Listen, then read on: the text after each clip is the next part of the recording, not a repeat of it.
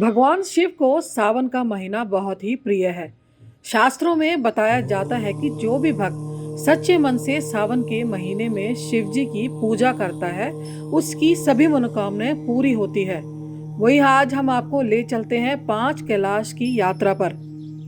हिमालय की वादियों में पड़ते कैलाश पर्वत के बारे में तो सभी जानते हैं, परंतु आप शायद ही जानते होंगे कि हिमालय की गोद में कैलाश पर्वत को मिलाकर 4 और ऐसे स्थान हैं जिन्हें पंच कैलाश तीर्थ कहते हैं। इनमें पहला श्री कैलाश मानसरोवर है। कैलाश पर्वत समुद्र सतह से 22,068 फुट ऊंचा है तथा हिमालय से उत्तरी क्षेत्र में तिब्बत में स्थित है। चूंकि तिब्बत चीन के अधीन है, अतः कैलाश चीन में आता है। मानसरोवर झील से घिरा होना कैलाश पर्वत की धार्मिक महत्ता को और भी अधिक बढ़ाता है। संस्कृत शब्द मानसरोवर मानस तथा सरोवर को मिलाकर बना है, जिसका शाब्दिक अर्थ होता है मन का सरोवर। कहते हैं मानसरोवर वह झील है जहां माता पार्वती स्नान करती थी और मान्यता के अनुसार वह आज भी करती है। हालांकि पुराणों के अनुसार इस मानसरोवर झील की उत्पत्ति भगीरथ की तपस्या से भगवान शिव के प्रसन्न होने से हुई थी।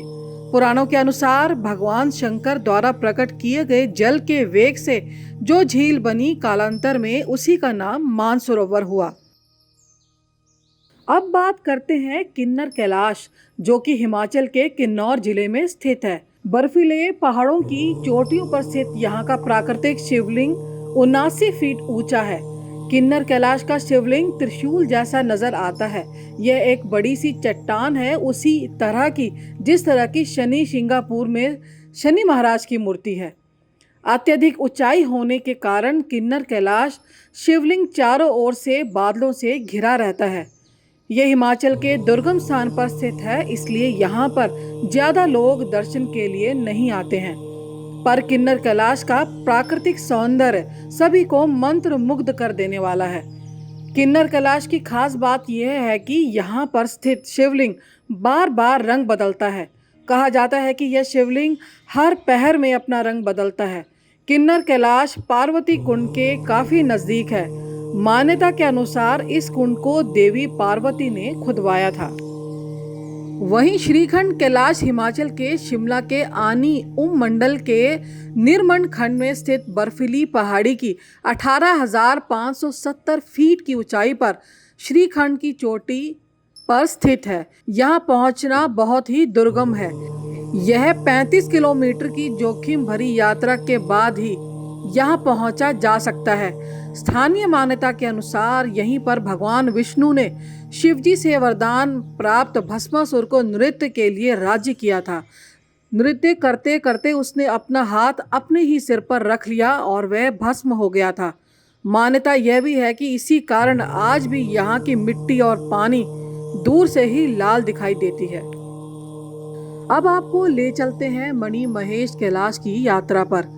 आपको बता दें, यह प्रसिद्ध तीर्थ हिमाचल के चंबा शहर से करीब 82 किलोमीटर की दूरी पर स्थित है। मणि महेश में भगवान शिव मणि के रूप में दर्शन देते हैं, इसी कारण से इसे मणि महेश भी कहा जाता है। यहाँ पर भी मानसरोवर की एक झील है जिसे मणि महेश झील कहा जाता है। शिवजी ने इस पर्वत क्षेत्र में वर्षों तक तपस्या की थी। पौराणिक मान्यताओं के अनुसार भोलेनाथ इस पर्वत पर शेष नाग की मणि के रूप में विराजमान है, जबकि देवी पार्वती यहाँ गिरिजा के रूप में बसती है। मान्यता यह भी है कि जो भक्त सच्चे मन से शंकर जी का ध्यान करता है, उसे पर्वत की चोटी पर उनकी आकृति दिखाई देती है। कैलाश पर्वत के बाद आदि कैलाश को सबसे अधिक पवित्र माना जाता है। इसे छोटा कैलाश भी कहते हैं। मान्यता के अनुसार शिवजी जब बारात लेकर जा रहे थे तो रास्ते में यहाँ पर उन्होंने पड़ाव डाला था। उत्तराखंड राज्य की तिब्बत सीमा पर स्थित यह स्थान कैलाश मानसरोवर की यात्रा की तरह ही दुर्गम है। यहाँ मानसरोवर की तरह ही पार्वती नामक सरोवर है।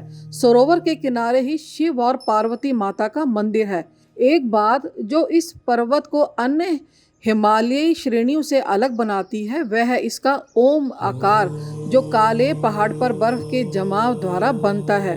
ओम पर्वत के आधार तक पहुंचने के लिए ट्रैकर्स को पैदल दूरी तय करनी पड़ती है, जिसे पूरा करने के लिए लगभग 12 से 14 दिन लगते हैं। तो ये थी 5 कैलाश यात्रा। ताज़ा खबरों से जुड़े रहने के लिए सब्सक्राइब करें राष्ट्रीय खबर टीवी और बेल आइकन दबाना ना भूलें।